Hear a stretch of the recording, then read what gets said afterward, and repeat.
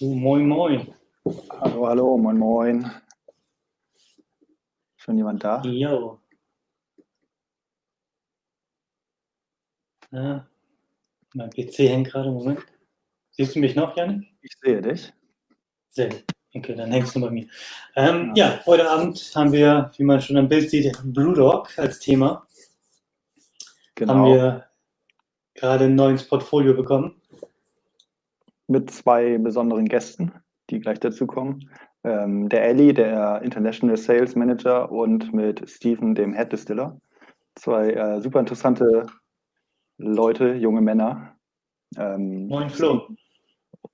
Und Flo. Stephen wird ein bisschen was zu den Destillaten erzählen, was sie ausmachen. Ich hoffe, der Großteil von euch hat sie vor euch. Wir haben hier ein paar Samples rausgeschickt. Genau, und dann werden wir uns heute ein bisschen mit BrewDog beschäftigen. Mike hat, glaube ich, ein paar Fotos von der Distille dabei. Die anderen beiden warten schon. Ja, holen wir die beiden mal dazu. Ja, entsprechend heute auf Englisch natürlich. So, Moment. Hi, guys. Hi, guys. Hi, guys. Hello. First of all, thanks for your time. Welcome to Kirsch live stream. We are doing this once a week and presenting some new arrivals or new brands. And this fits perfectly to BrewDog today. And yeah, first of all, let's have a small introduction. Let's start with you, Ellie. Yeah. How are you? Perfect. Well, thanks very much for having us. And yeah, the first live tasting in Germany. So it's a pleasure to be hosting. And apologies that we're in English. Unfortunately, my German is still completely non-existent. I don't know about you, Stephen, but nothing from me. I am very No, but obviously my background is more in Scotch whisky, having worked at Benria, Glendronach, Glenglassaugh and Glenehrliche. And then I recently joined the BrewDog Distilling team just at the start of all the coronavirus madness at the beginning of March.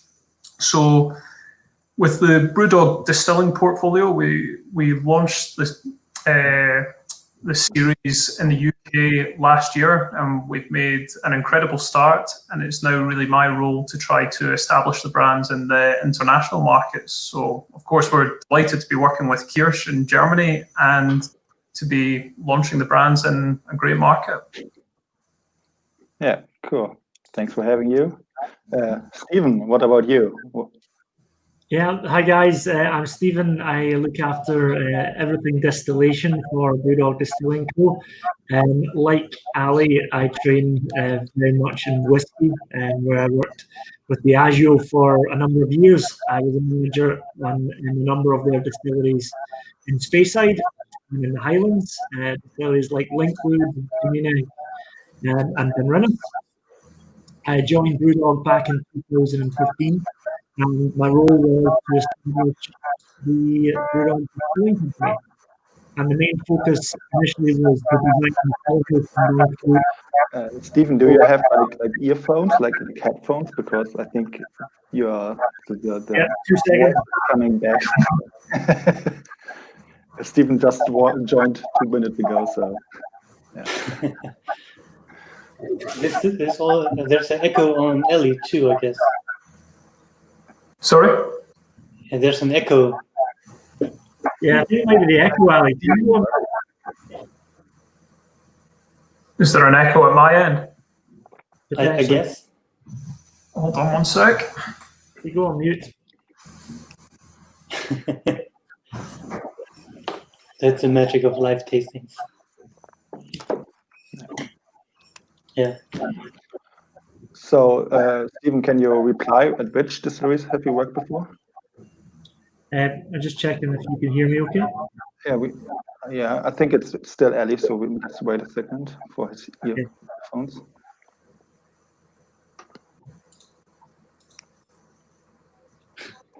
Yeah. You already have guests from Luxembourg. Nice.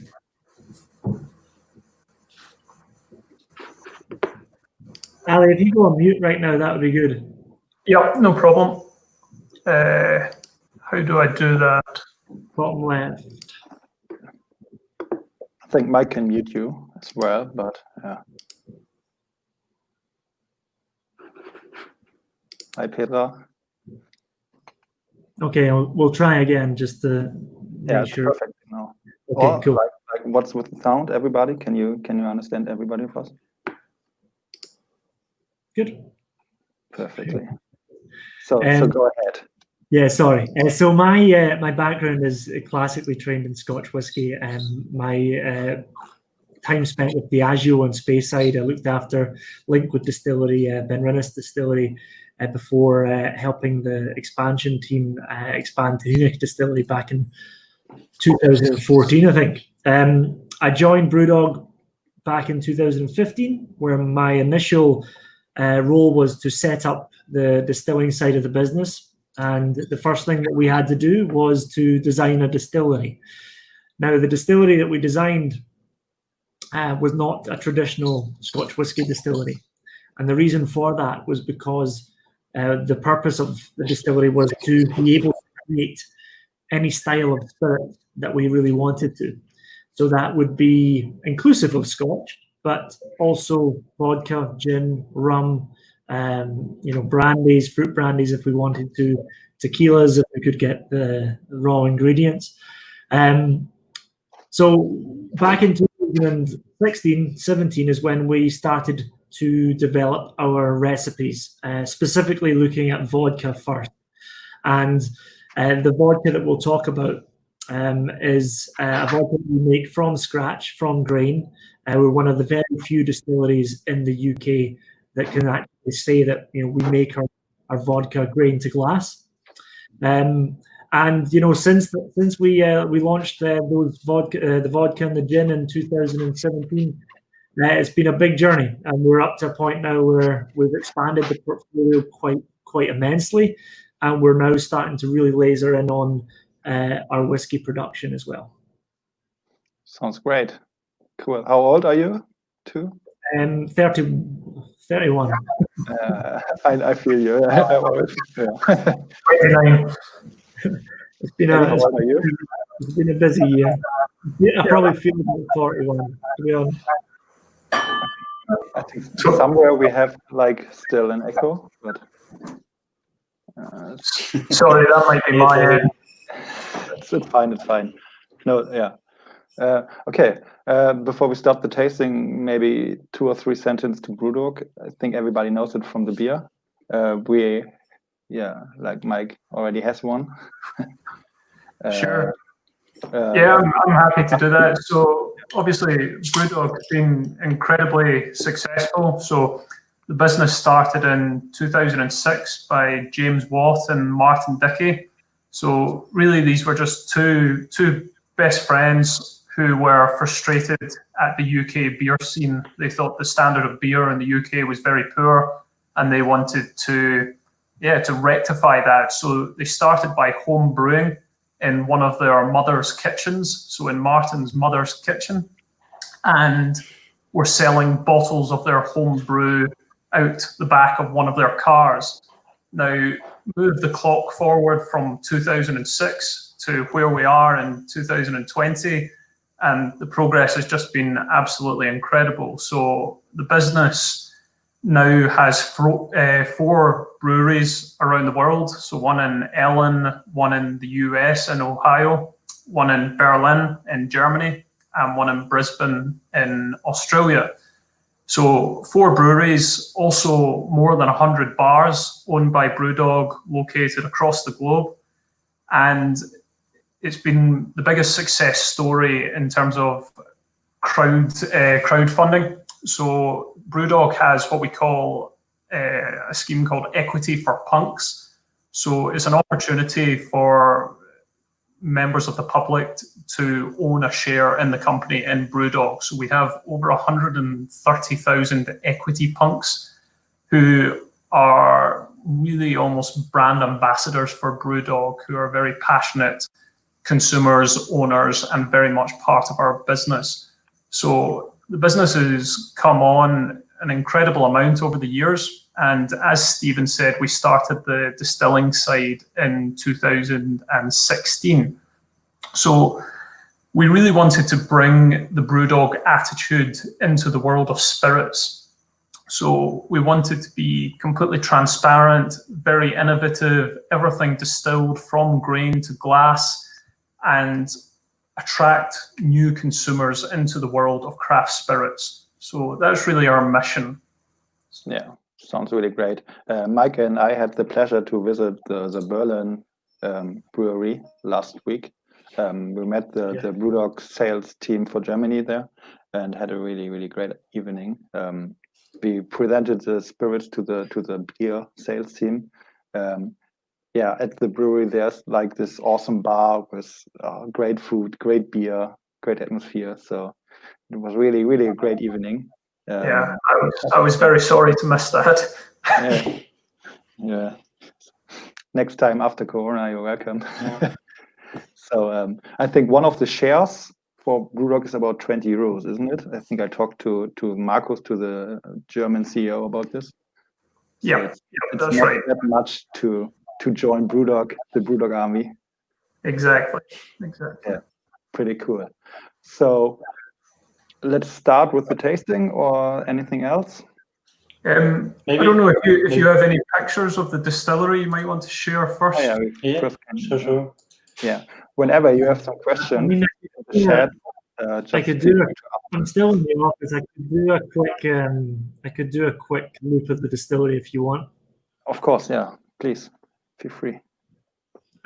It takes 2 seconds. The camera work will be really, really ropey. I apologize in advance, but I just wanted to kind of show you some of the equipment because I think it's going to inform a lot of the discussion that we have around the tasting.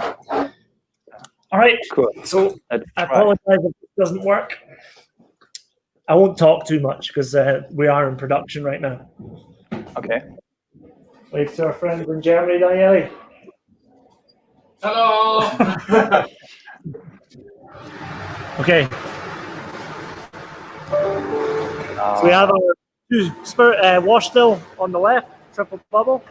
Yeah. Our spirit still.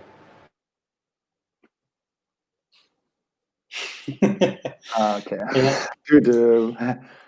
I remember this. Yeah. Okay. He's coming back. Oh.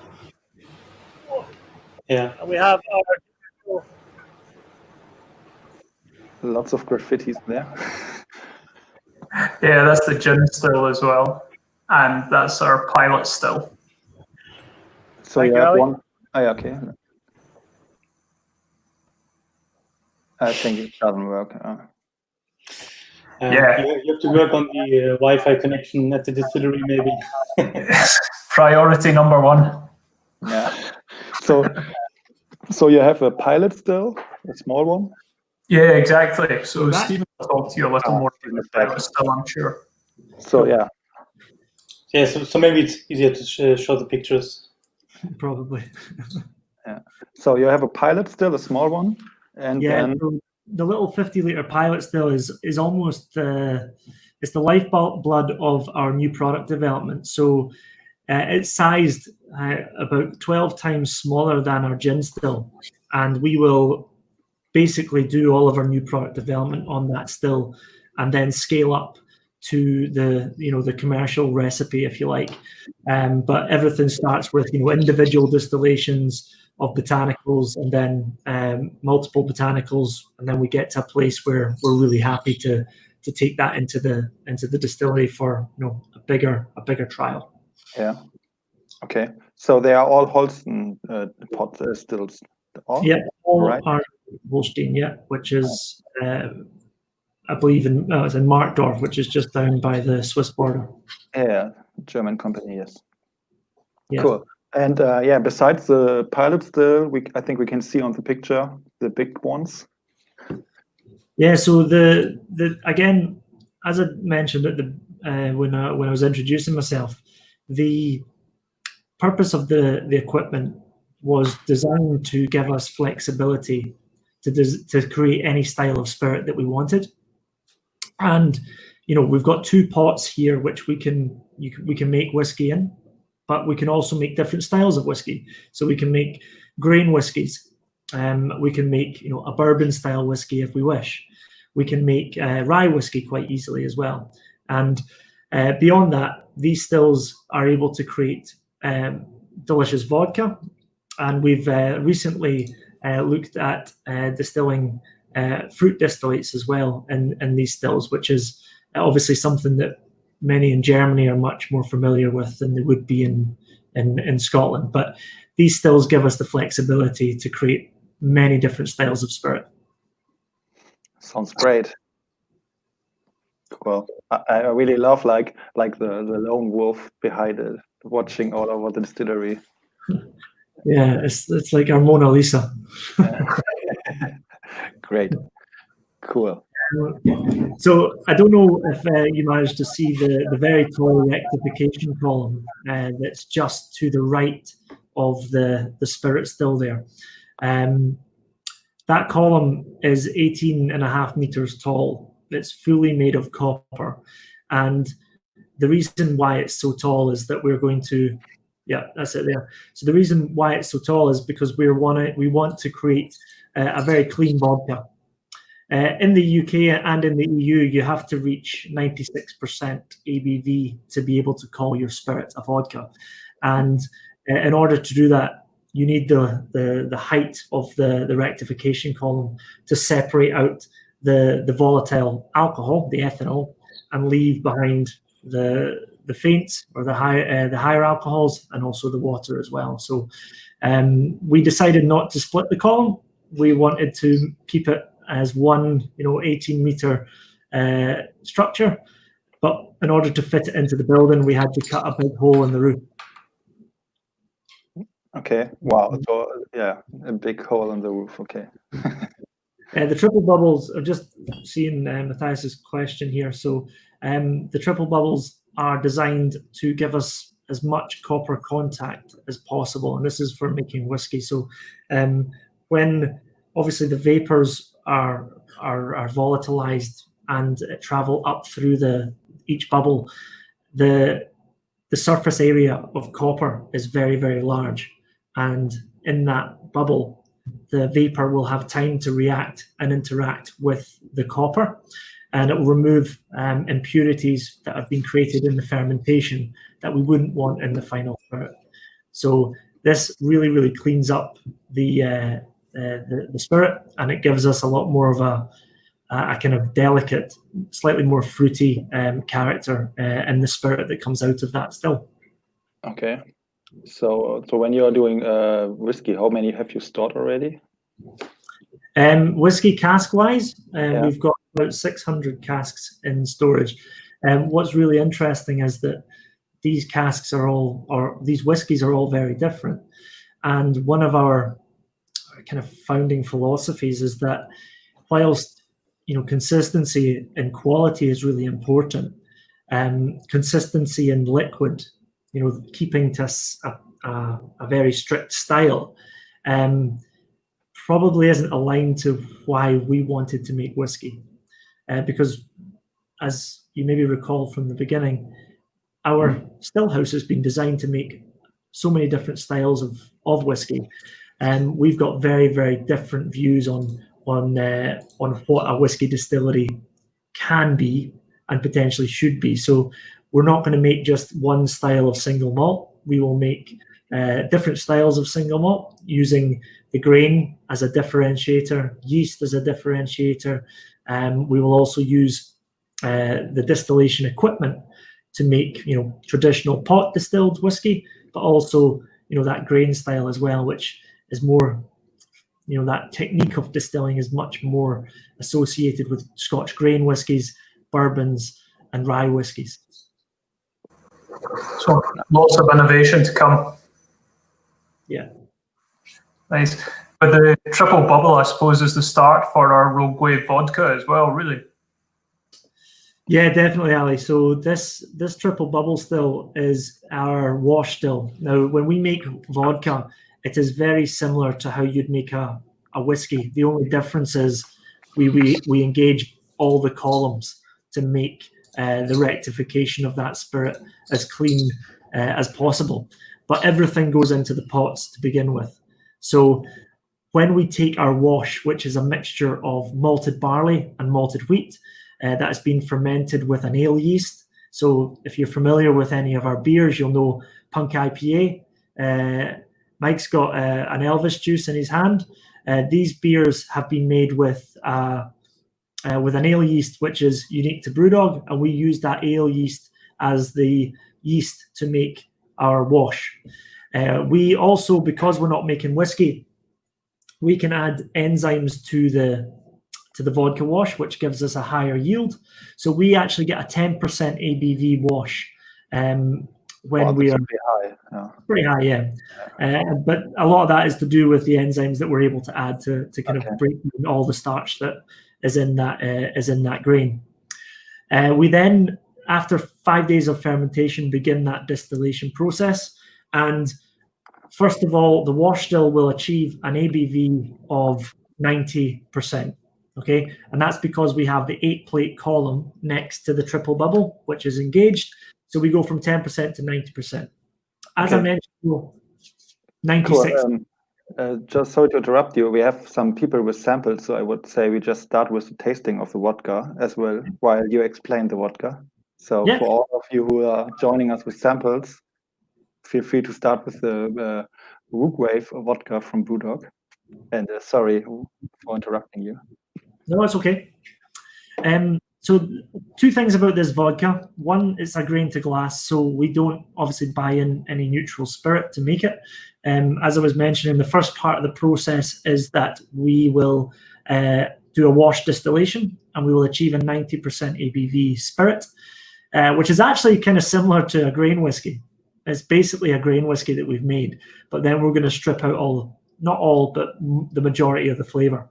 And to do that, we put it into the spirit still, and we use the 60-plate rectification column to create our 96% ABV spirit. Now, importantly, once this distillation is complete, we're not going to filter the vodka, okay? Yeah. And we believe that, if you do everything right upstream in the process, so thinking about the grain, the yeast, the fermentation, the distillation, then you should have a very refined flavor. And we don't think that filtering vodka is a sign of quality. If you're filtering, 10 times, 15 times through diamonds or whatever the marketing spiel is, then for me, there's something inherently wrong with the spirit if you're having to filter it that many times. I think most of the vodka is filtered, isn't it? Yeah, like nearly every vodka. Yeah. Yeah. We give it a light filtration, which is basically just to remove any particulate or anything like that. But it's not designed to alter the flavor. So we leave as much flavor in the glass as possible. Cool. I liked Andrew's comment there, and make sure to pour one-handed. It's quite grand. Yeah, the vodka has a pretty awesome story as well, and a pretty cool design. I love it. I still need a T-shirt, Ali. Yeah, working on it. There's one actually next door. I'll send it over. Just a little bit on the story then. So, as you can see, first of all, for all of you. As you can see on the label, we have a fisherman who has one arm that's holding a firework, and his other arm is in his pocket. This is inspired by a true story. Our co-founder, James Watt, before he started BrewDog, he was actually a fisherman in the North Sea of Scotland. And this gentleman that's on the label is his cousin, Alex. And sadly, Alex lost his arm in a fishing accident at sea when he was a young man. But the character of this guy was, famous. He was very positive man. He wasn't really fazed by the loss of his arm. And 3 weeks after he was discharged from hospital, he was back on the trawler. He was back on the fishing boat, and he was known for throwing fireworks at rival fishermen. So hence why he's got the little firework in his arm. Since the accident, I've met him a few times, and he is a very, very passionate vodka drinker. And it was important for us to kind of get his opinion on what he thought of our vodka. And he was really pleased when we decided that we dedicate this vodka to him. And we did so because he absolutely loved the liquid as well. But yeah, he's an incredible guy. Plays off of a 10 handicap on the golf course. One-handed. With one arm. An unbelievable guy. Yeah, amazing guy. And yeah, fantastic vodka. Truly sort of craft, as you say, grain to glass. Very unusual, quite understated packaging. Not for the fancy VIP areas where everything is overpriced, overcharged, overpackaged. So this is just all about flavor, grain to glass, and craft. Yeah, I mean, like you'll be able to see from the packaging, we stripped out pretty much all of the cost in terms of the branding, and we put all the cost in the liquid. So we have a whiskey bottle that this is in, which is, I guess, not so premium, but that's the point here. We're not trying to, join the likes of a Grey Goose or a Belvedere. This is actually bucking the trend, because if you're buying Grey Goose or Belvedere, a lot of that liquid. The liquid's probably the cheapest part of the packaging. So, we've tried to turn it on its head a little bit and put all the cost into the liquid. Yeah, I think I like the taste. It's a bit like vanilla. Yeah.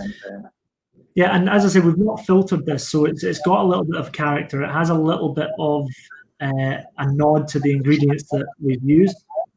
And there's a bit of ice and sugar in there. There's a little bit of vanilla, slightly biscuity, but it is a vodka in the sense that it is, it is in line with what you would expect a vodka to taste like, but we've just got a little bit of nuance in there. Yeah. Not harsh at all, like incredibly smooth.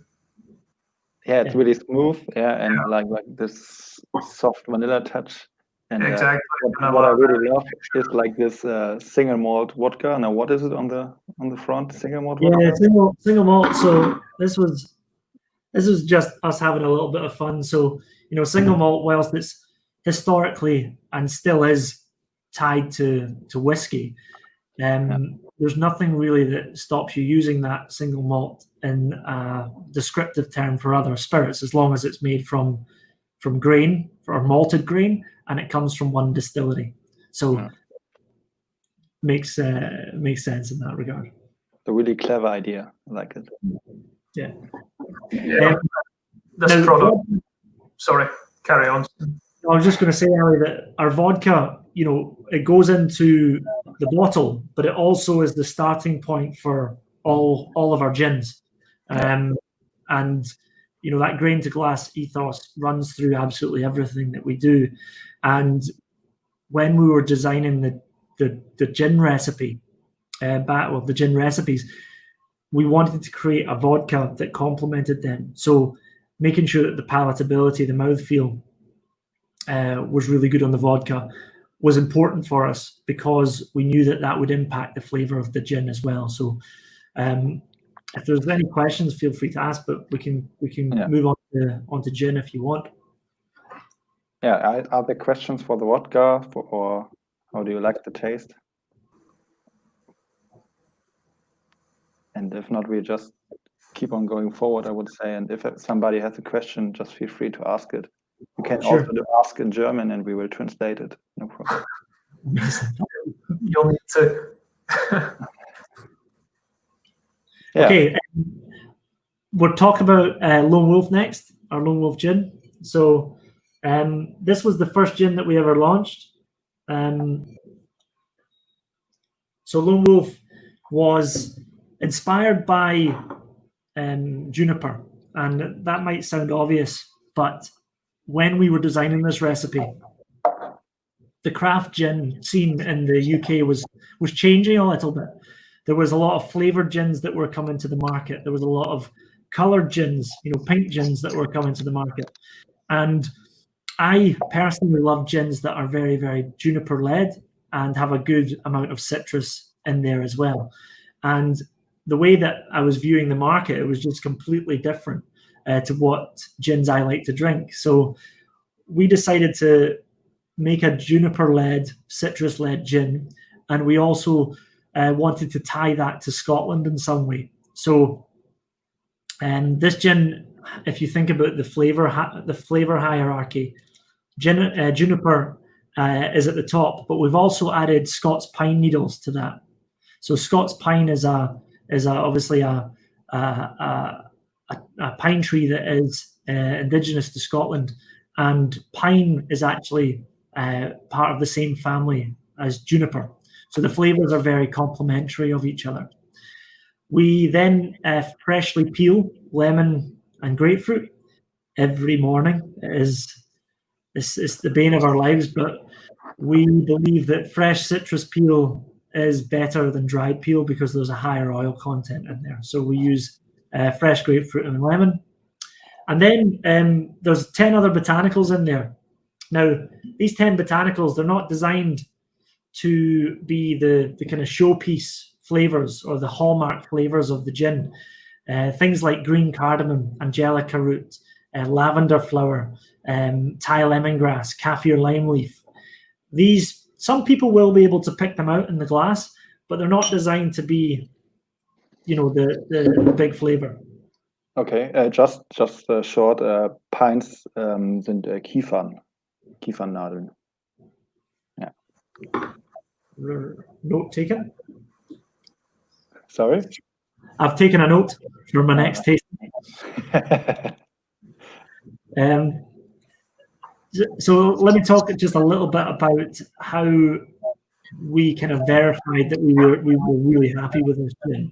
So there's a test of 3 things that we do before we kind of sign off a gin as ready to go. One is that it must taste good on its own and over ice. So neat. I don't personally drink gin neat, but it's a really good exercise to do to make sure that your liquid is as good as it can be. Appraise it neat. Second is, how does it play out in a gin and tonic? And what tonic? So there's so many different tonics in the market at the moment.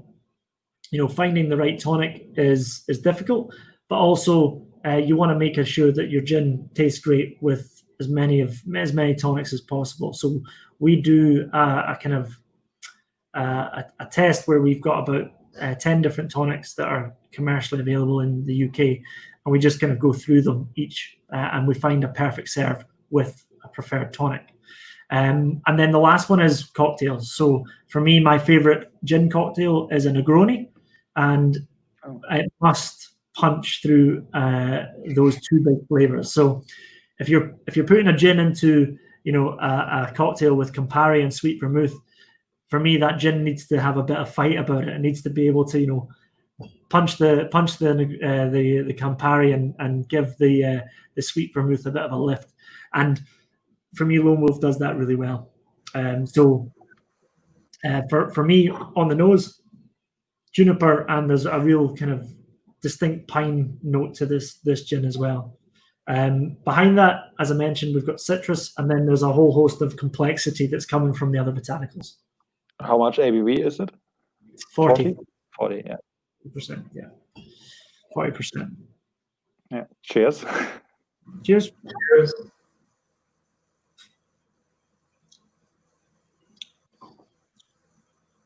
It's just amazing the different layers to the gin, as you say, juniper at the front, and then balanced with the pine. Citrus definitely comes through quite strongly as well for me. But a really dry finish. Dry. And again, really smooth, like the vodka. Yeah. And that dry finish, we think about why it's why we like dry gin. And for me, if you think about the flavors that your palate can perceive or pick up, sweetness, salty, umami, bitterness, and sourness. So for us, that dry, almost bitterness from the gin is really important. Whilst you will get bitterness from a tonic, a lot of tonics have a high level of perceived sweetness. So actually making a gin that's a little drier will usually, depending on the tonic, create a nice balance between the sweetness of the tonic and the bitterness of the gin. Yeah. So there's a question: is it a London dry gin? Yeah, it's a London dry. All macerated at the same time and distilled at the same time. Yeah. Yeah. Well, we actually macerate a few of the botanicals for a little longer. Okay. So the juniper, the coriander, the angelica. You're testing me now. The pink peppercorn, the almonds, and also the green cardamom. We macerate them for an extra 12 hours. And the reason for that is because these botanicals are quite tough, and it will take a little bit of time for the vodka just to seep in there, to extract the oils, and to give us the best representation of those botanicals. Things like lavender, fresh citrus peel, Thai lemongrass, they go in for a shorter maceration just because they're more delicate. Okay. Sounds great. Yeah, but it's no compound or together distilled. Nice. Yeah. Great. On to the cloudy lemon next. Cloudy lemon. Yeah, like I have one here as well. And in the company, we always have like one bottle for the whole stuff. So whenever we have a new brand, it's open to anybody who likes to try it. And this bottle is nearly empty. So it shows how interesting this product is, because we have many bottles which are still, there's way more. Shut up, Yannick. It was all you. And I just had a gin tonic with it, and it's pretty good. But yeah, Stephen, just go ahead, tell us about this. Yeah, I mentioned. He's still there to say hello. I'll go. Yeah.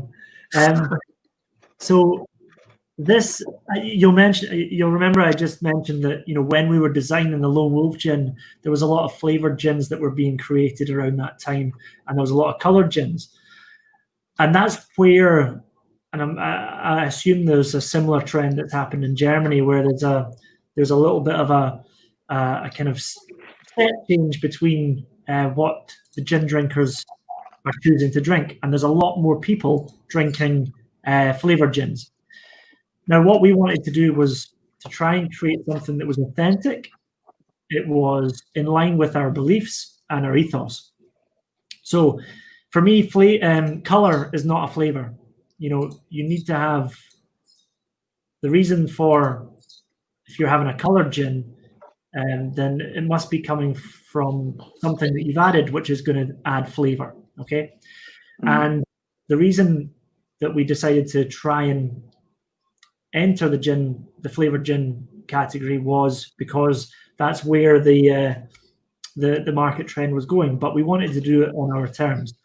And the liquid that we created was created a little bit by chance. So Daniele, who gave you a wave earlier on, he is Italian, and he is a very, very passionate limoncello drinker. And he made a batch of limoncello for us in 2018 at Christmas time. And we were drinking it in the distillery, and we were really enjoying it. And someone in the team decided to add it to the LoneWolf gin and made a gin and tonic with it. And it was really, really tasty.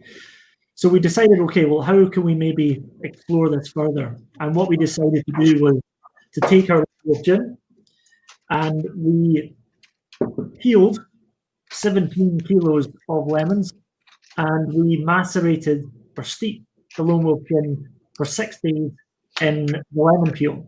This was designed to be a seasonal exclusive, a very, very small amount of volume, but we gave it to a number of different customers just to kind of show how we were being quite innovative within the category, and they all really liked it. So we immediately created a problem for ourselves because we had to scale the recipe. And we haven't really been able to find a better way of doing that. So right now, every week we get 300 kilos of lemons delivered to the distillery. And we have a team of peelers who have no fingers. I'm joking. They're all really healthy. They are currently peeling lemons as we speak. We've found a really good use for the lemons that we have the fruit that we've created or we peeled. We have our overworked, which is our sour brewery, and the sour brewery is known for making a lot of citrus-led beers. So they're going to use the lemon to sour some of the beers, which is great. Great. So one question, you macerate the lemon in the gin before the distillation or after the distillation? So after the LoneWolf gin is distilled, we then add it to, or we add the lemon peel to that. Okay, it's like kind of infused. I think exactly. We would say, yeah. Okay. And after 6 days, it takes on this really cloudy color, and it also takes on a lot of the bright citrus aroma, kind of like lemon sherbet, a little bit like lemon tart as well. And for me, when we were creating this recipe, we were working with different cocktails. Tom Collins obviously makes sense, works really well with the Collins, but also, as you mentioned, Yannick, with a tonic as well. I've found that Fever Tree, Mediterranean, and this tonic and this gin work really well together. Okay, I'm gonna try it. Yeah. Or as we said last week, just ice cold as a shot. Yeah. Like we tried to convince the Berlin bar of BrewDog to offer it as a shot. Yeah. It's really interesting. So we've got a project that's running on at the moment, and the brief that we've kind of working to is, how do we create an authentic shot? And we actually looked at our current portfolio and said, well, is there anything in this portfolio that could potentially be shot as a shooter? And the two that we came up with were actually Cloudy Lemon and probably 500 Cuts as well. But I don't know if we should be broadcasting that or not, but they work really well in shots. Okay, so Cloudy Lemon. I really like the oils of the lemon when you taste it. And smell it. I think it's just the difference between when you look at the sort of flavored gin category in general. It's just killed with artificial flavorings, artificial color, whereas it's nice to have something that is genuinely authentic. And I think the natural flavor, natural color just sets it in a different category completely. Yeah, it's all natural. That's pretty awesome. I love it. Yeah. The next gin that we have in the LoneWolf family is the recently launched Cactus and Lime. And again, this was kind of born from a need to try and be innovative within the gin space. And we, as a distilling team, love exploring different cultures in terms of food and drink. So one of the big love in the distilling team is Japanese food, Japanese whiskies, Japanese shochu, and we also appreciate Mexican culture as well from food and drink perspective. And when we were thinking about how could we take inspiration from different cultures to inform or create a gin, we were looking at Japan and we were looking at Mexico. And I'm a massive fan of tequilas and mezcals, but we couldn't realistically get agave to Scotland, so we had to kind of explore what other flavors are really prominent within Mexican cuisine and Mexican drinks. So what we decided to do was look at I'm just looking at the photo, Mike. This is Negroni, yeah. Oh, amazing. I worked for a small craft distillery before I joined Kirsch, and my dream was always to do agave as well, but it's no way. It would be awesome. I wouldn't say no way. I'd say we'll have to find a way, but whether that's there's a number of different countries in the world that actually can grow agave, and so we're looking at potentially working with growers in different parts of the world that can get us agave to Scotland, but it's a work in progress and something for maybe next year. So a quick introduction to this gin. Cactus and Lime takes inspiration from Mexico. So what we've done is we've used Mexican lime, and that's on top of the grapefruit and lemon, which we use for the LoneWolf Classic London Dry. To try and understand how else we could impart flavour, we looked at a number of different ingredients, and we looked at chilies, different types of chili, habanero, Scotch bonnet, ghost chili peppers.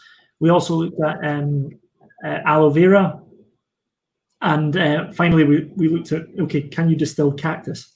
And cactus, so crazy. cactus is an interesting one because the fruit from the cactus flower, from the cactus is really moreish, but it's hard to actually get in enough quantity that would be able to sustain the potential demand if it was to take off.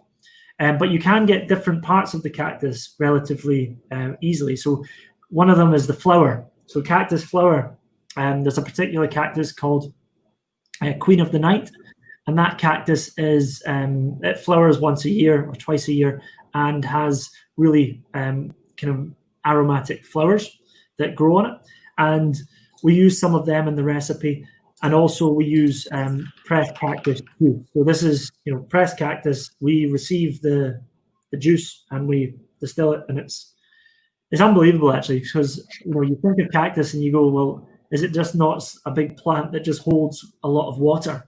And yes, that is true, but also the flesh and the fruit of that cactus is really aromatic. So that sort of it's kind of like how do I describe it? It's sort of like lychee. If I don't know what the German translation for lychee is, big on the watermelon, I think. Big yeah, watermelon. Yeah. Watermelon, yeah. Like for me, the smell is 20 years ago there was like this small ice cream for kids, tastes like cactus, and it was like a figure of cactus, and it's totally in my mind that this is like the ice cream. It smells like nearly the same. It's crazy because like this taste is all natural, and the ice cream of course wasn't that natural, and yeah. We are pretty excited about this flavour though. The reaction so far has been incredible, and I think there's a real market for this product, so it's quite exciting. Yeah, lychee as well is really a great lychee. Totally. True, yeah.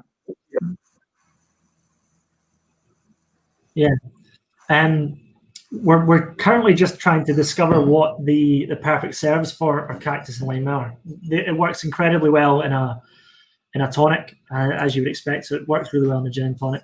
It makes a very fruity martini, and a Negroni. It's like a elevated.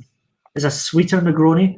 I drink a Negroni because I like that bitterness, but because this gin is naturally, it's got this kind of perceived sweetness. It alters the dynamic of that cocktail. So we'd love to get any feedback on recipes that you guys come up with that work well. We've obviously got a real... Sorry?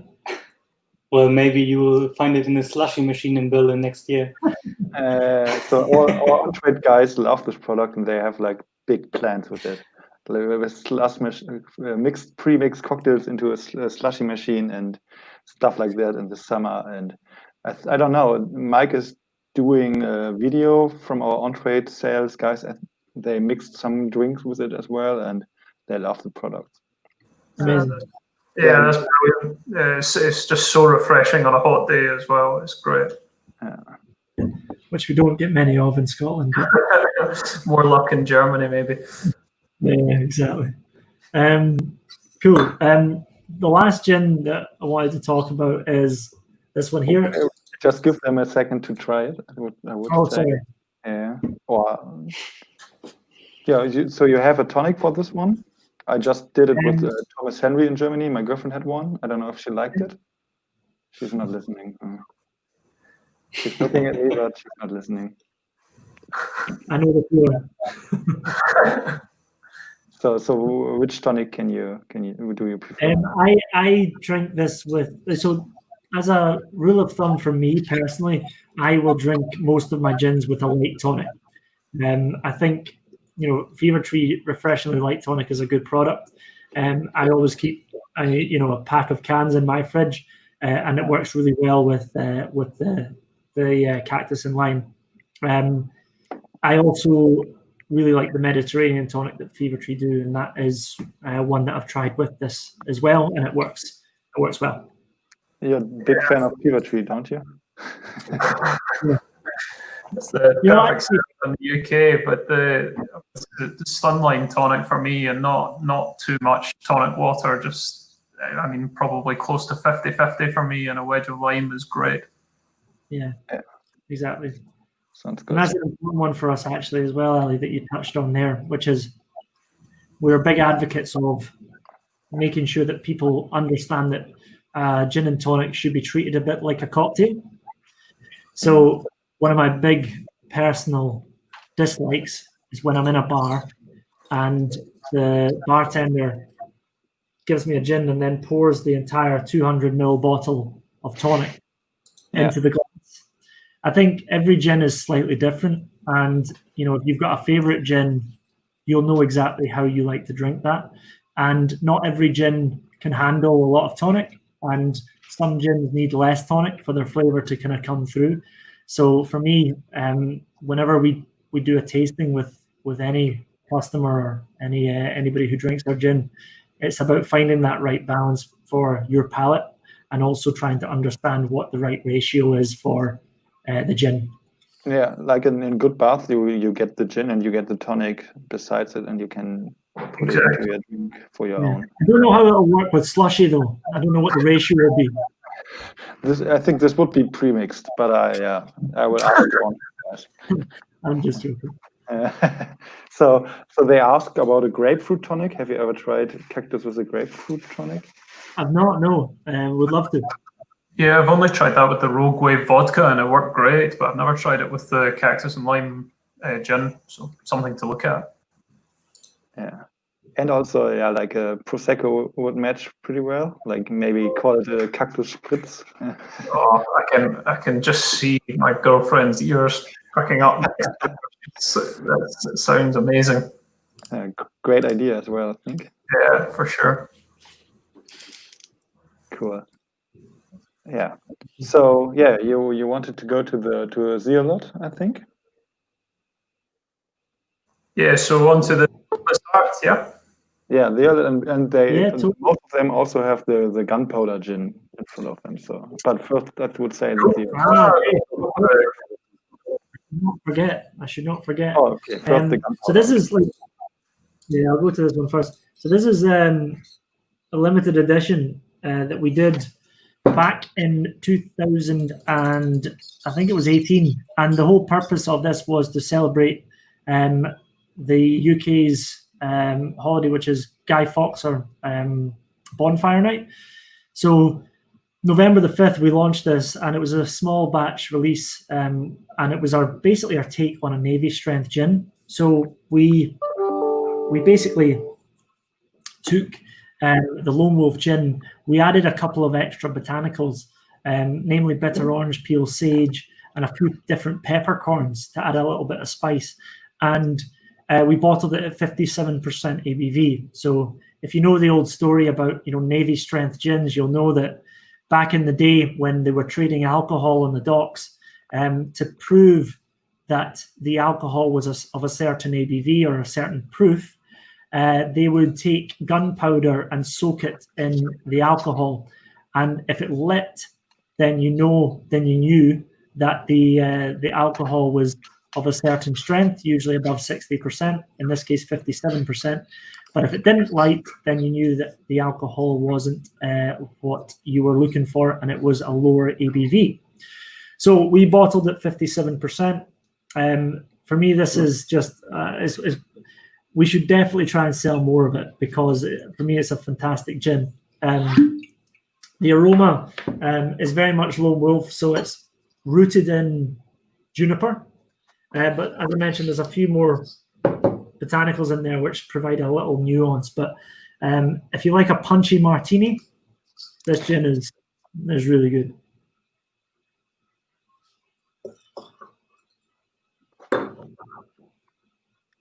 sounds good. Actually, I haven't it in front of me, sadly. Are the But higher I did. strength gins popular in Germany?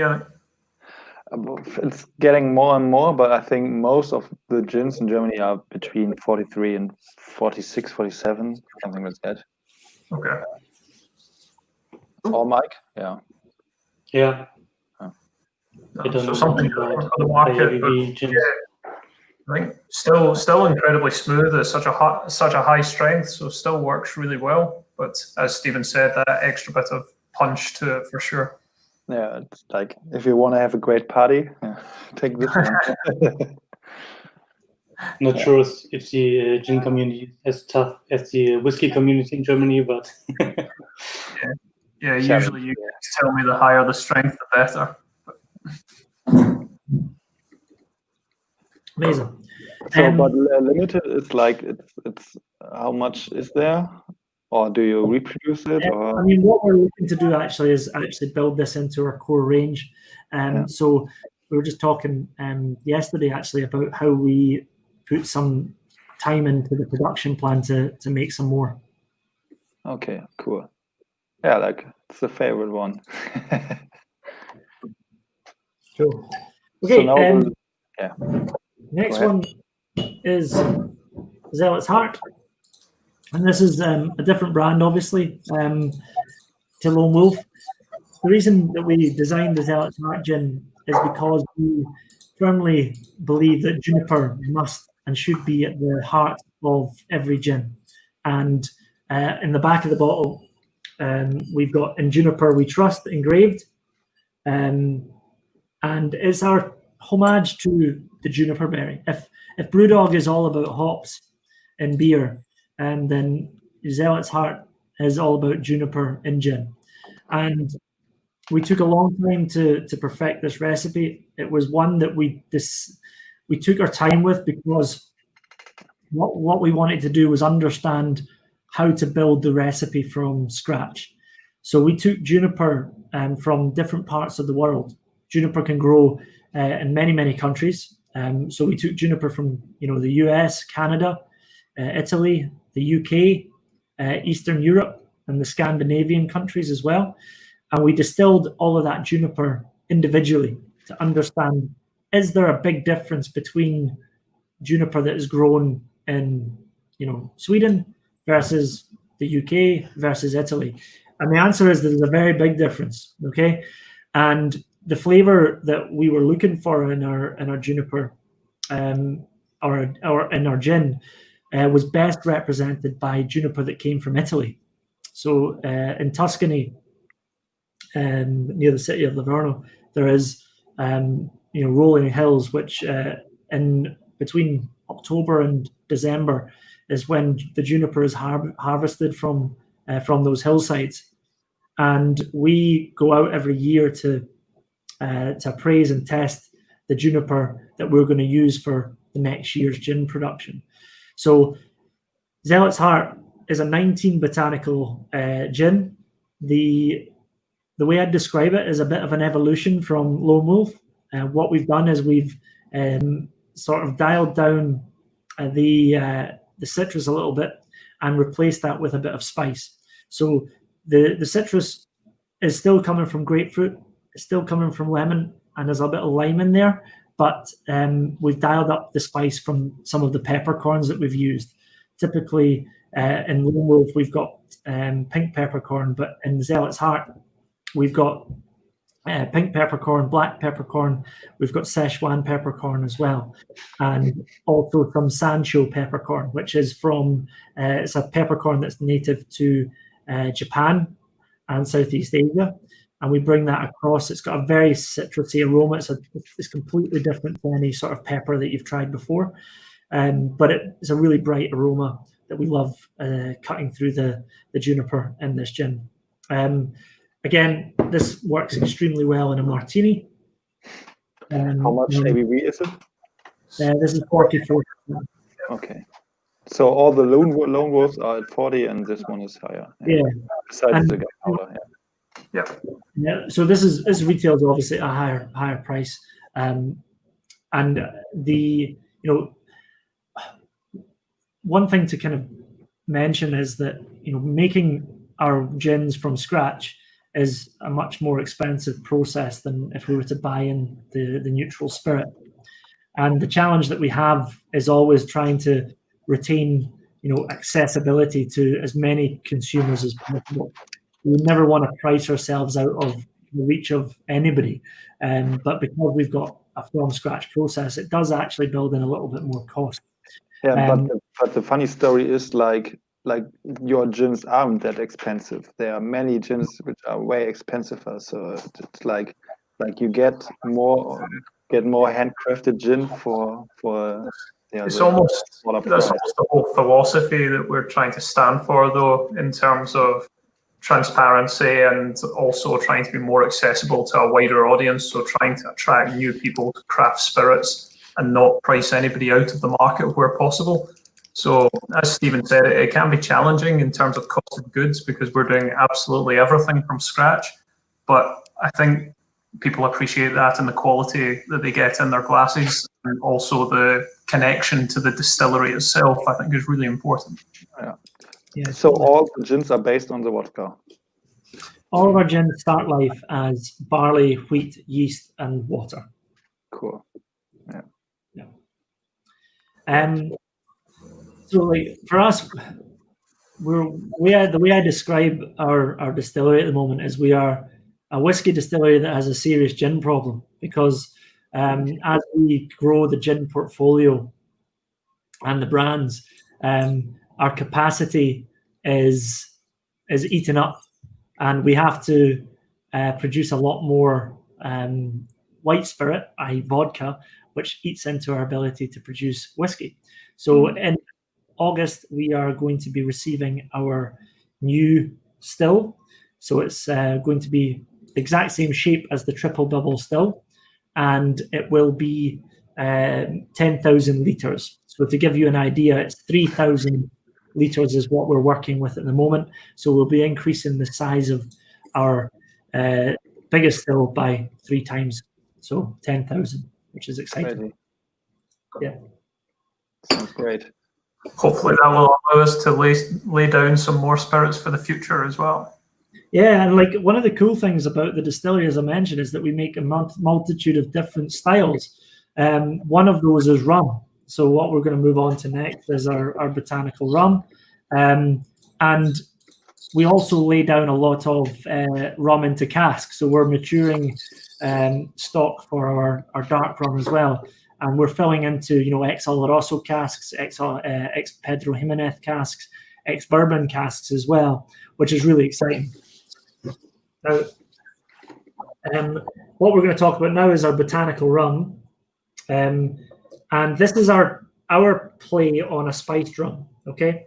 And the reason that we kind of wanted to do this is, one, as distillers, we are really kind of relentless in our pursuit of just distilling different styles of spirit. But also, if you think about the spiced rum category globally, it is very much dominated by a few core brands, which is Captain Morgan rum, Kraken rum, Sailor Jerry rum, and these spiced rums are quite similar in their flavor profile. They're quite vanilla forward, they're quite sweet, and they're kind of golden in color. And what we wanted to do was to kind of take a step back and make people realize that, you know, spiced rums could and should taste different. And if you're going to make a spiced rum, then it better be spiced. So what we decided to do was to focus in on first of all distilling a white rum that we really like, and we did that by buying sugarcane molasses from South America. And you know, there's a couple of ways you can make rum. One is, you know, pressed sugarcane juice, which is extremely volatile and hard to send to Scotland. We don't have any locally, unfortunately. And the other option is using molasses, which comes from the sugar refining process, and it kind of looks like black treacle, which is used usually in baking. So we take 28 tons of molasses at one time, and we store that in large tanks at the distillery. And every fermentation that we do, we will use 3 tons of molasses. We use a proprietary rum yeast, which is unique to us, and we also use a red wine yeast as well. And that's because there's different flavors that we will be able to achieve by using different yeasts. One of those flavors is an ester, which is, I'll get a little technical, it's ethyl octanoate, which is a very fruity, dark fruit ester, which the red wine yeast delivers. And then the kind of tropical fruits, the kind of mangoes, the passion fruits, those flavors are delivered by the rum yeast. So how long does the fermentation last? The fermentation takes 5 days. 5 days, okay. Yeah, and we control that fermentation at 29 degrees Celsius. And the reason for that is because if you stress the yeast out, you apply stress in the form of heat or high alcohol content, or you stress it by not having the right nutrient level for it to perform, what you will end up doing is you will create off flavors within your spirit. And that's true of any style of spirit, whether it be whiskey, rum, or brandies. If the yeast isn't happy, then there's a high chance that you'll create unwanted flavors in your fermentation, which can end up in the final product. Now, the way that we do our distillation for rum is that we treat it very much like we would a Scotch whiskey, and we would double distill it. And we double distill it by first distilling the wash and then taking the low wines, and we distill that to make our white rum spirit. To get a flavor, to introduce flavors to that white rum, we use botanicals. And this is done in 2 different stages. The first, we treat the white rum a bit like a vodka. You know how we make our vodka, we turn our vodka into a gin? Well, we're going to turn our white rum into a botanical white rum. And to do that, we take 4 botanicals, orange peel, green cardamom, clove, and some lavender, and we put that into our pot still, and we redistill the botanicals and the white rum together to create a botanical white rum, and then we put that to one side. The second part of the recipe is just purely a maceration, and we macerate a number of different botanicals. Some are spicier than others, so we use ginger, we use cinnamon, nutmeg, tonka bean. We also add in a little bit of mace and some allspice as well. And those botanicals are left to sit alongside the white rum for 15 hours. And that just allows the rum to take out the right amount of flavor from the botanicals without taking out the tannins, which will create a really astringent profile on your palate. And the intensity of these botanicals is specifically measured. So we add varying different levels or concentrations of each botanical to the mixture to make sure that the flavor is intense but also balanced. After we have completed the maceration, we will filter the rum, and then we will blend the 2, the white botanical rum and the macerated botanical rum together and put it into a bottle. We do add a little bit of muscovado sugar, which just elevates the sweetness a little bit. If we didn't do that, the palate would be very, very dry. Serves for this, I love dark and stormy as a cocktail. So lime and ginger beer with this is just delicious. Always works, yeah. Can imagine it. So one of the comments saying it's like Christmas in summer. Yeah, it's an interesting one actually, because what we didn't want to do when we launched this is create a seasonal drink. Now, it could be that it is, well suited to winter. So trying to get this as a summer drink, because it's a darker spirit anyway, will always be a bit of a challenge. But we've got a bit of Ali, I haven't actually told you this, but we're working on a little bit of a kind of play on 500 cuts, which is going to be slightly less Christmas led as a flavor profile. So I'm excited to kind of share that with you when we've got. Will we get it, or will it be a distillery cut only for Scotland? I'll make sure this time, Yannick, I promise. Great. To be honest, that rum could probably go to Germany. Like it's we've got enough of it. I taped it now, so I will come back to you. Okay, good. No, it's really exciting. But yeah, for me on this one, the flavors that you mentioned, the sort of clove and darker fruits and marzipan are just huge on this, but really well with lots of ice, ginger beer, perfect syrup. Marzipan's a really good shout. So one of the botanicals that we use is tonka bean. And we were in a call with the US the other day, and we didn't realize that tonka bean is an illegal ingredient in the US. For whatever reason, it sounds like a really silly, stupid rule, but if we want to put the 500 cuts into the US market, we're going to have to change the recipe. Just so you're aware, tonka bean flavor-wise, it's giving you that kind of almondy sort of marzipan flavor. Which I like a bit, yeah. I don't know if it's an ingredient that you guys are familiar with.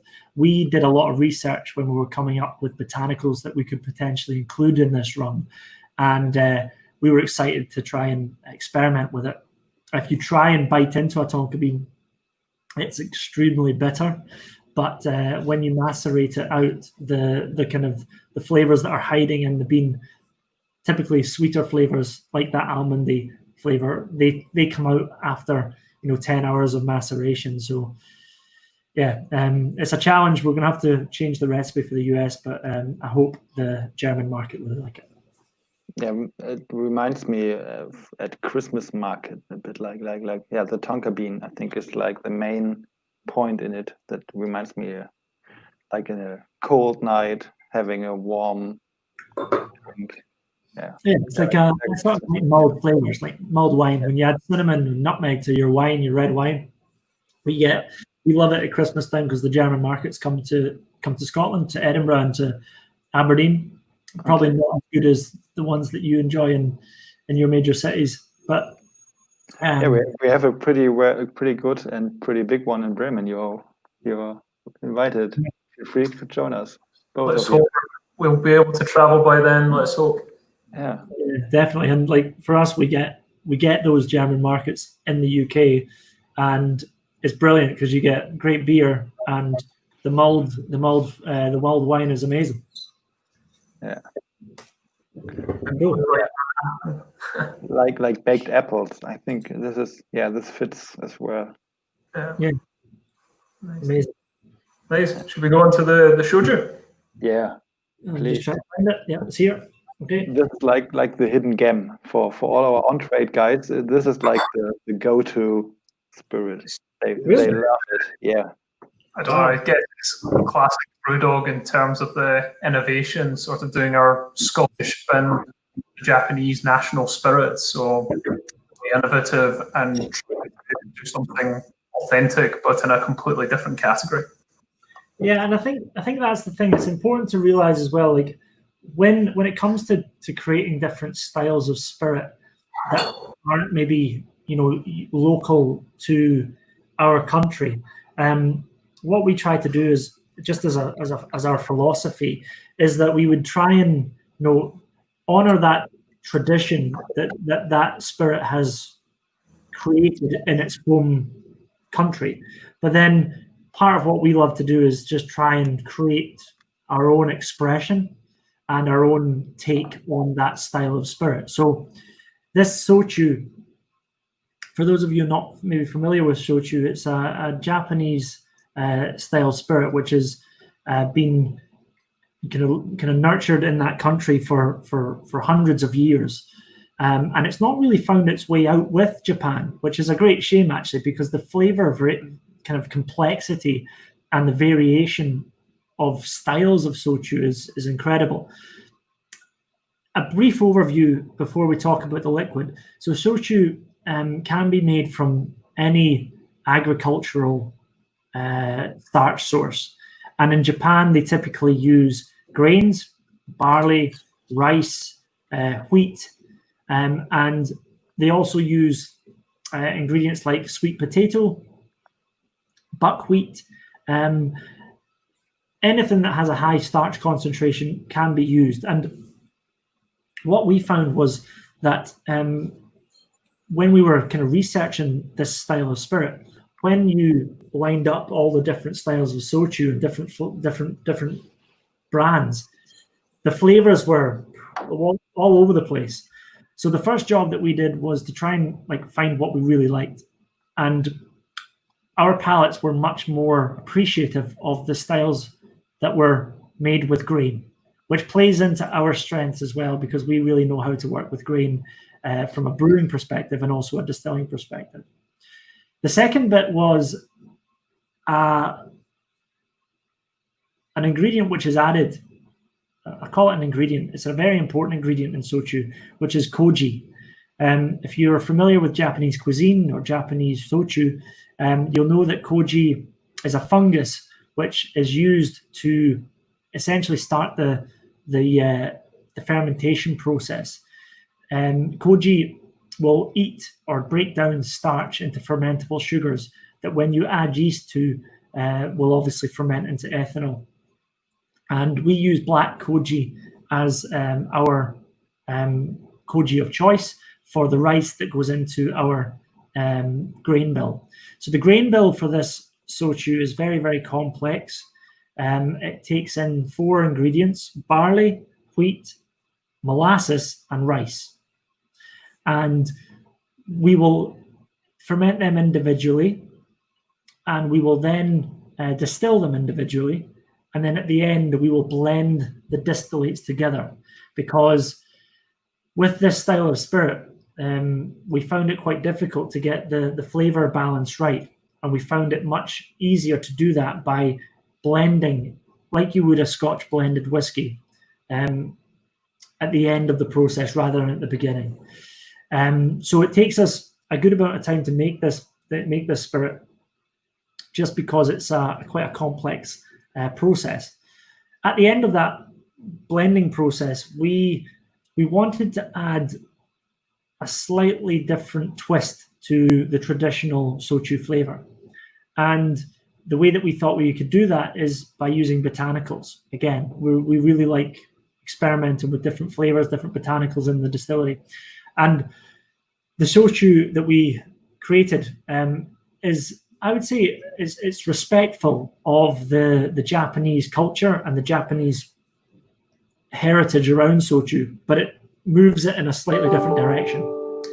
And the direction that we took it in was adding some individually distilled botanicals, which are ginger, galangalal root. Galangalal is just it's a much more intense ginger flavor, and also rhubarb. And when we nose this spirit, it's a really interesting spirit. If you're not familiar with shochu, but you're familiar with drinking new make spirit made in Scotland, so Scotch or any new make spirit, basically the way that the Japanese will make a shochu is double pot distilled and then diluting it back to 20 to 25% ABV. So it's a bit like new make spirit that's just been diluted, but because you're using different ingredients, the flavor profile's all over the place. With ours, we've kind of tried to create a really approachable base spirit by blending all of the distillates together, and then adding a bit of complexity with our botanicals on top. So it's on 22, 23 ABV? 23%. Yeah. It was really something new for me, but I really liked it, yeah. It's just it's very niche. If you're not into that part of the world or haven't tasted shochu before, it's a very unusual flavor profile. But as Stephen said, I think ours is really approachable and a great sort of introduction. So it's certainly an interesting spirit. Yeah. Yeah, I really need to go to Japan, I think. Try some original. The classic cocktail of choice, but for me, this one just in a highball is just perfect. Yeah, what is Mark doing I'm there? just doing the receipt, which is on the back side. Like mix soda water with soju, serve with a generous handful of ice, and finish with a garnish of fresh lime. Yeah. So that's it. Yeah, I mean, like for us in launching this spirit, because it's so niche, we were aware that people may not know how to consume it other than neat over ice, which is delicious, by the way. But there's a serve in Japan called the chuhai, which is soda water, soju, and a garnish.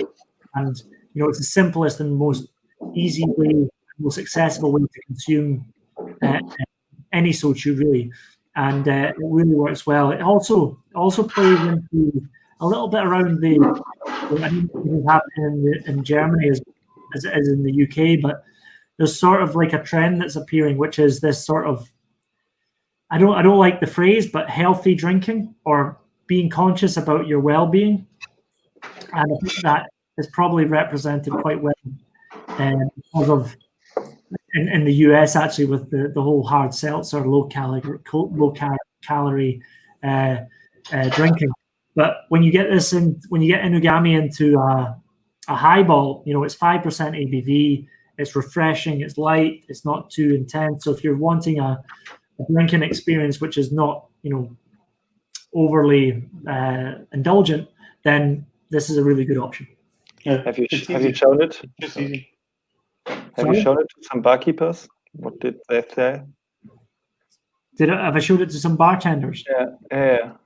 We have indeed. We've got a really good relationship with a bar in London, which is called the Shochu Lounge, and they are one of the few bars in London in the UK, or the only bar in the UK that really specialises in Shochu. Okay. And it was almost a test for us to go down to them and present our Shochu, because I'm not a Shochu by trade, but these guys know everything there is to know about Shochu. And I was really petrified, actually. I was really scared because I thought that, like any spirit that you launch, you want people to love it, you want people to enjoy it. But with this, we felt that we were breaking new ground because it was a sterile spirit that we'd never ever dabbled with before. Yeah. And Mike, they loved it. Mike, mute dich mal bitte, wenn du tippst. Sorry. That's okay. I thought it was muted. Sorry. But we got Inugami in front of them, and they did amazing things with it. They made an amazing martini, like one of the best martinis that I've tasted this year. And they also made an absolutely incredible highball, which they actually added a little bit of saline solution, so a little bit of salt and water. So for me now, when I drink this, I drink it with soda water, but I add a little bit of salt to it, and it completely transforms the drink. It's really, really incredible. Cool. Yeah. What I really like is that you take all your ingredients from around the world, that you have been inspired by so many different cultures and drinks and spirits. It's really cool. Yeah, which is actually, I think, unique for Scotland in the sense that we're very good at making Scotch whiskey, but arguably very good at making gin as well. But as we kind of go into the next decade of what spirits globally will look like, what I'm really encouraged by and I'm excited about is the fact that we're breaking down geographical barriers. So a great example is actually whiskey, where you kind of look at the global distiller, which is this emerging sort of distiller, which is not bound by geography. They're not bound by any rules. And actually, what we're finding is that whiskey doesn't need to just be tied to a particular country to define how it's made. Like some of the nicest flavoursome whiskies that I've tasted in 2020 have been made to the Scotch whisky sort of standard that they've made in other countries. And that is incredibly exciting, because what it means is that, when we come to making whiskies which are maybe not traditionally associated with Scotland, rye whiskey, bourbon style whiskies, that they're viewed through the prism of quality rather than geography. And I think if we can move the needle as an industry, not just in whiskey, but every style of spirit, to a place where everybody can make everything. So, we don't just need rum to come from the Caribbean to be good. It can be made all over the world. That's something that's really exciting, I think, I mean, for me, it's definitely what excited me about BrewDog Distilling, the innovation. So part of that is obviously looking at dropping the geographical barriers, but also taking sort of BrewDog's expertise and experience on the beer side and trying to innovate through that, through the different grains, the different barley, the different yeasts, using the ale yeast, the red wine yeast, and completely unique, versatile still setup, temperature controlled warehouses. I just feel that it's taking innovation to a whole new level on the spirits front. So really, really exciting. Yeah, and you can really taste it. It's awesome. Nice. No, well, certainly hope everybody enjoyed, and thank you very much for having us.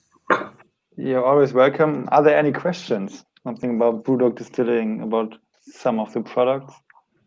And are there any plans like doing a tequila or a mezcal or anything like this in the future? We talked about it. I have. Sorry. Yes is the answer. Yeah, sorry. It's going to be a challenge, obviously, getting the raw material. I'd love to do. I'd love to dig a roasting pit up here in the northeast of Scotland and just get some agave in that pit for a few days, and do a really small batch of mezcal. But right now we're in a position where our demand is being pretty stretched in terms of our capacity, and we're continually trying to kind of service that demand. And when the new still arrives, then that will open up a lot of opportunity for us to get creative on different styles of spirit. Yeah, I'm really excited about what to come next, what will follow. And call me whenever you have some agave ready. I want to see it. Of course. Nice. Yeah, so anything to add? So just from our side, I think we're really excited that the products are now available in Germany, and we hope everybody enjoys. So when can we taste the first whiskeys? I think you said next year or in 2 years? I think 2021 is probably realistic. Cool. What do you think, Stephen?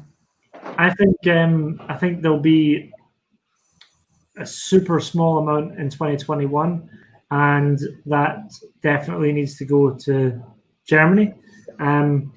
What we're looking at for the rest of the year is getting that whiskey plan firmed up. And what we've got in Ellen, for those of you who don't know, is we have a temperature controlled warehouse, which is extremely exciting, because not just temperature controlled, but we also have humidity controlled as well. So part of the research I did when I was, kind of designing the distillery back in 2015 was I went around a lot of parts of the world and just spent a bit of time distilling with different distillers. And what struck me as really interesting was the climate in which whiskey matures, how that impacts on the final product.